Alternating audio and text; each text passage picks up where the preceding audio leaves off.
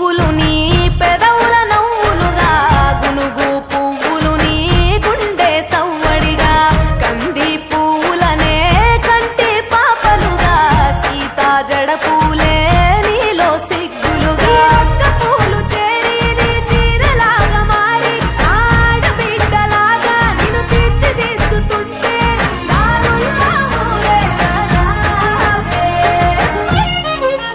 తెలంగాణలో పుట్టి పూల పల్లకి ఎక్కి లోకమంతా తిరిగేవటే